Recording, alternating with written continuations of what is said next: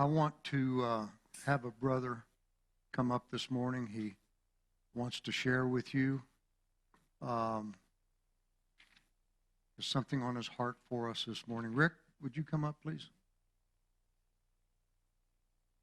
Grab that microphone. Yeah, it's recording. You're live on TV there, brother. On tape? It's already on, right? Okay, I talked to Pastor Jack Friday. Mm-hmm. The 29th of August was my anniversary. Not what y'all might think, but it was my first day of getting back in boots. Because 2015, May the 8th, a friend of mine asked me if I would come and help him gather cattle. He actually called in April. I said, you bet. He said, can you bring your four-wheeler? Be here at daybreak? I said, you bet. Well, then my sister called and said, hey, we want to use your trailer. We're going to have a yard sale. So I had to take my quad over 2 weeks early and take the trailer down to my sister. Anyway, I showed up that morning, and Carl said, hey, this is my friend Dave. He's not feeling good. Can he ride your four-wheeler and you ride a horse? I said, yeah, I'd rather ride a horse anyway. They pulled this big old black horse out that was half Mustang, but then they put a saddle on it this big. And I looked at that, and I thought a phone call the night before or that morning would have been nice. I would have taken my saddle because I have a high back mountain saddle. So I got on it, and I got on that horse early. I wanted to see what he was going to do, if he had reverse. So we started off, and I was teamed up with one guy we made together and coming back, and then the owner was there. And he told Carl, he said, how'd you guys do? And he said, well, Terry and I did this part. He said, no, Terry come through the bottom.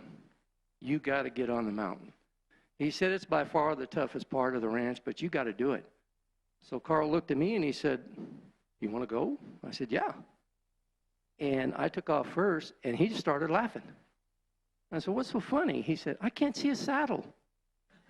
He said, I see you with your boots and stirrups. I said, I told you I'm going to be sored up before this day's done.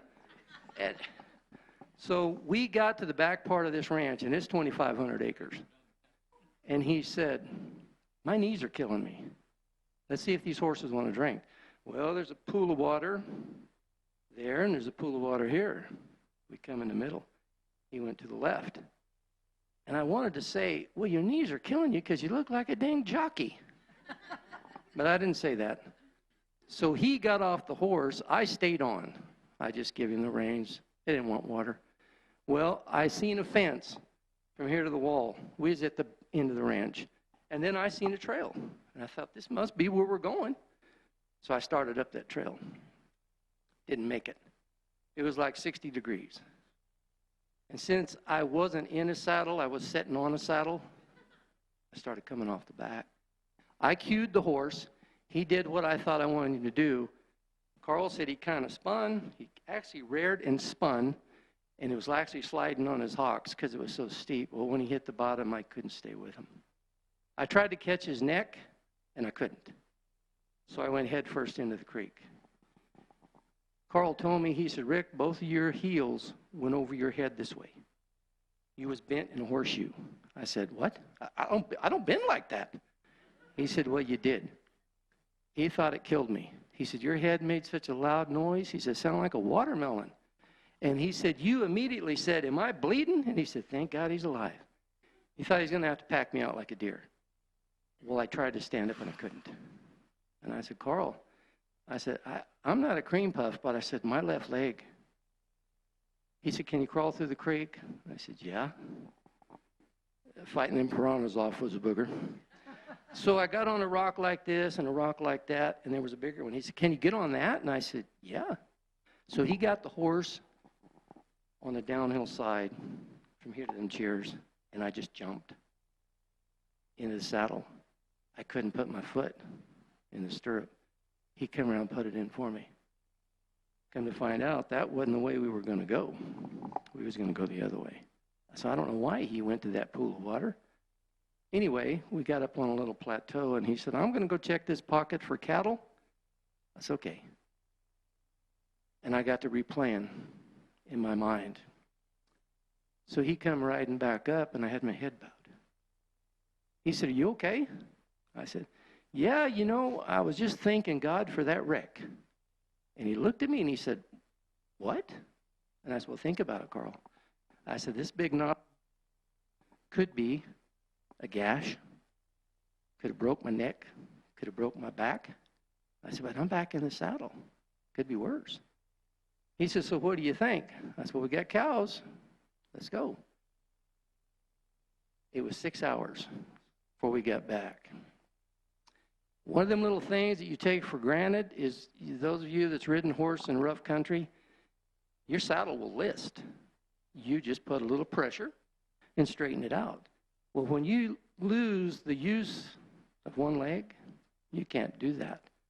I would have to lean way over and grab the saddle and tug to get it upright. And I had to do that about every 50 feet. So we get back up into the big flat. Carl disappeared.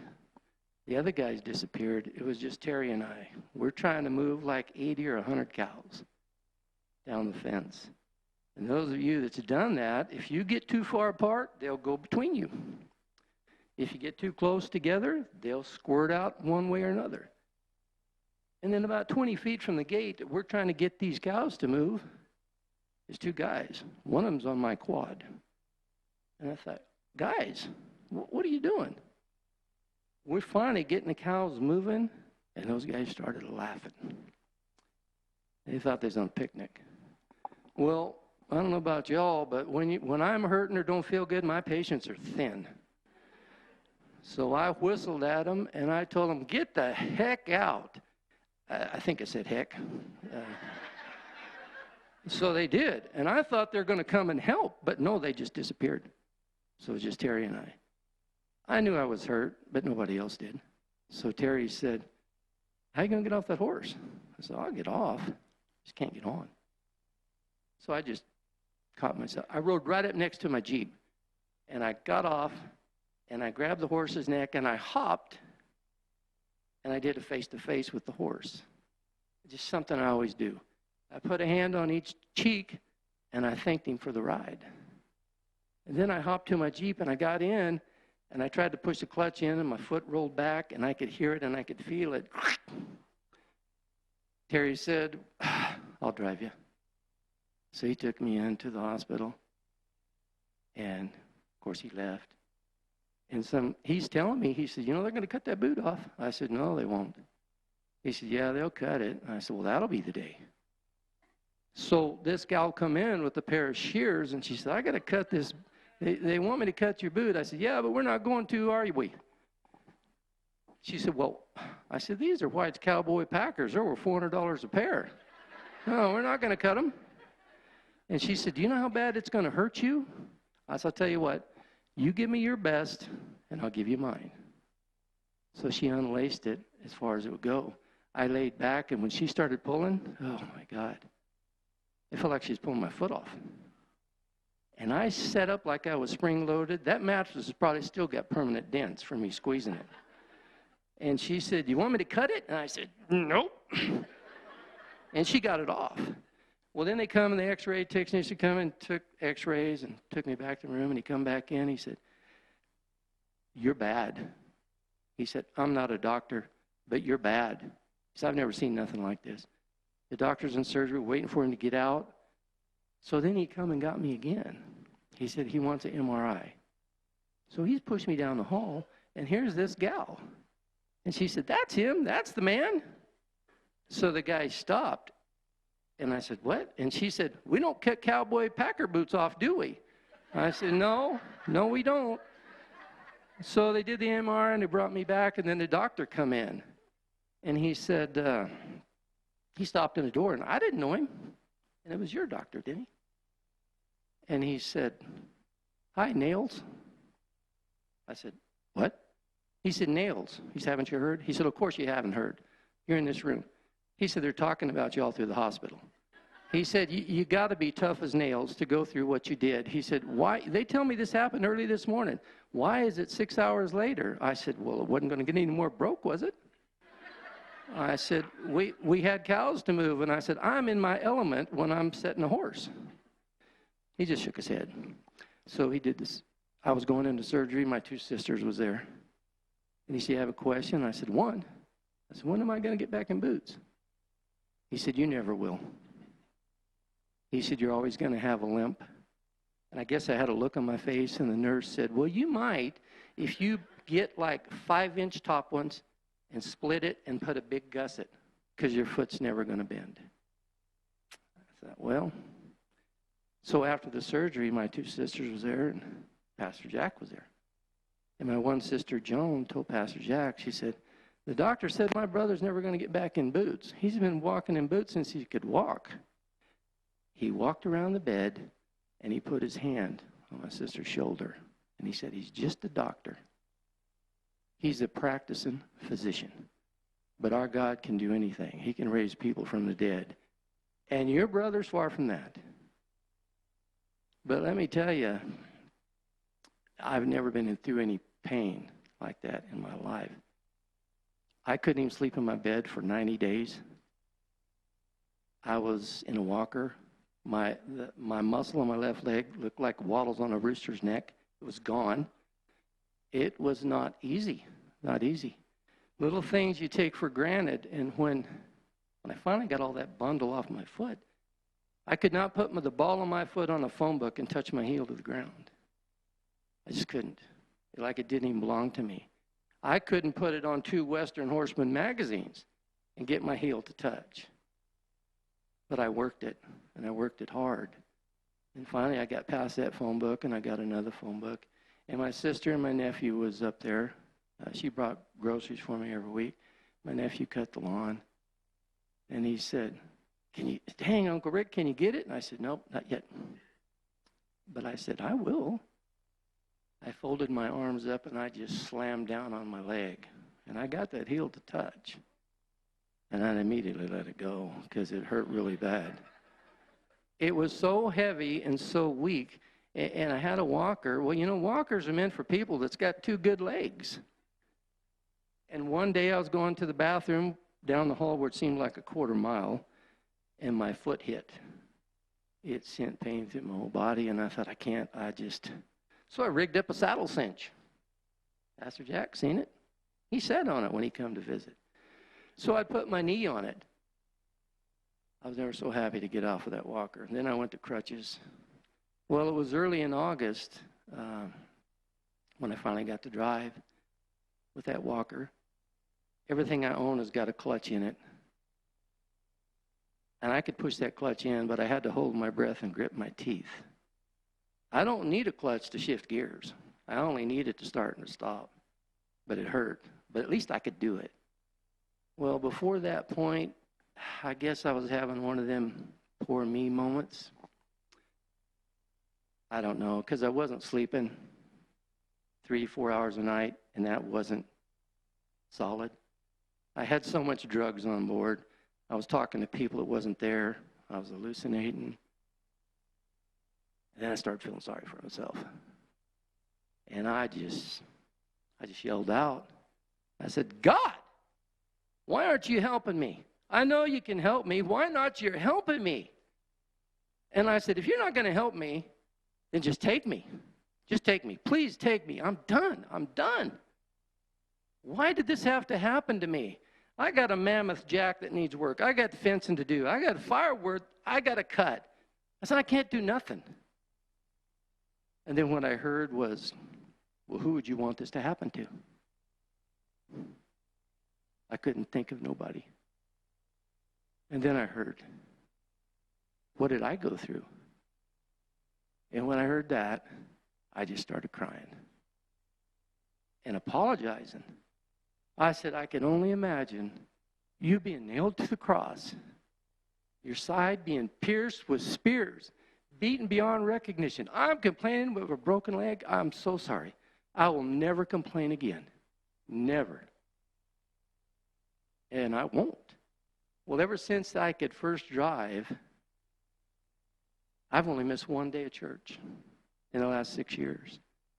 And that one day, I went with my granddaughter to Bass Pro to support her to get her hunting license. But other than that, I've been here. I've been here.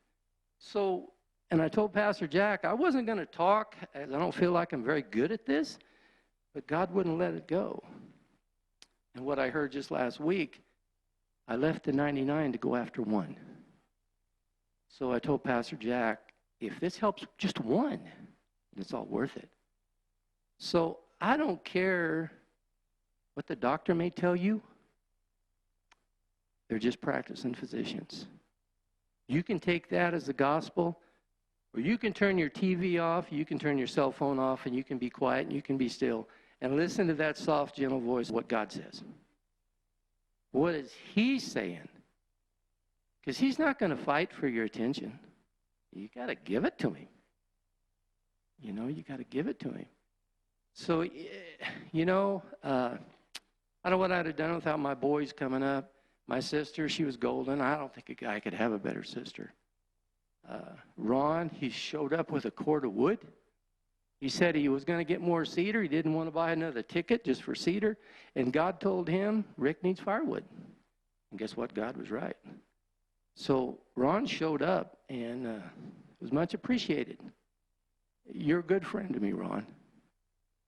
But I'll tell you, don't take for granted what the doctor says, because I'm proof. And when I went back to the doctor, he looked and he said, "You're in boots." He said, "Walk down the aisle for me." So I did and came back. He said, "You're not even limping." He said, "Wow, I'm better than what I thought I was." So I didn't go there. But I knew better. But it was that early in that morning when I was feeling sorry for myself, because I had so much to do, and I'm just like a turtle. I mean, I couldn't do nothing.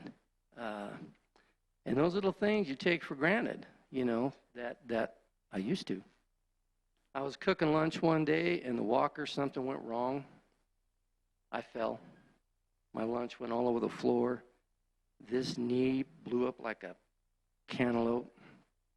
Whoa. It's hard to get up off the floor with one leg. You know, things you take for granted. So I called my sister. She was concerned that I re-injured my ankle. So she took me back to the doctor. Well, while she was coming up there, and I just thought about it, and I thought, wow, well, thank you, God.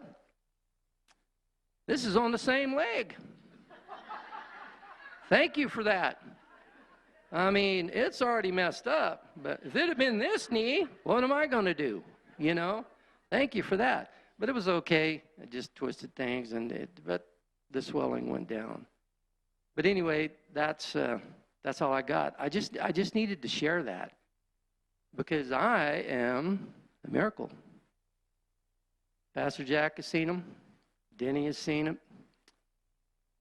Because a little over 2,000 years ago, when Jesus died, it was not only for our salvation, He bore our stripes. That's for our healing. He gave everybody grace the same. One don't get a bucket, one don't get a cup, one don't get a spoon. No, it's a measure. And it's all the same. But we have to have the faith. It's up to us to have the faith. If we don't have the faith, you know we're lost. And what it says, the faith of a mustard seed, I still carry that, by the way. Every day, the coins that you passed out, yeah, I still carry that. So anyway, that's about it. But God just wouldn't leave me alone. I kept trying to put it out there. I just said, it's no big deal, it's no big deal, no one cares, and that's what I got last week. And I left the 99 to get one. So that's it. That's it.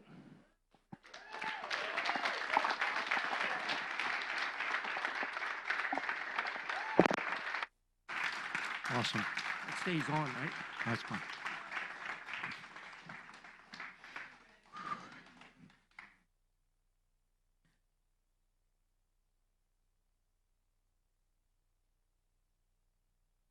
Romans 10:9 says, if you confess with your mouth the Lord Jesus and believe in your heart that God raised him from the dead, you shall be saved. That word believe is a troublesome word, because today we read that word in the Bible and we see it as a mental assent. I believe. I believe the chair will hold me. I believe it's going to be a pretty nice day outside. I can believe a lot of things, but it's a physical and a mental state. And that isn't what he meant at all. If we look up that word believe in research, it means to be fully persuaded. If you are fully persuaded in your heart that God raised him from the dead, you will be saved. If you're fully persuaded, as Rick was, that God would help him through this point in his life, he was helped. It's ours to be fully persuaded. And Rick nailed it. It was Jesus' sacrifice that was poured out for you and for me, that granted us the ability to go to him and say, help me. Help me. And no matter what state you're in, no matter what's going on in your life, if your heart is crushed, if your body is weak, the circumstance does not matter to God. What matters to the Father is you. And we can go to him. Amen.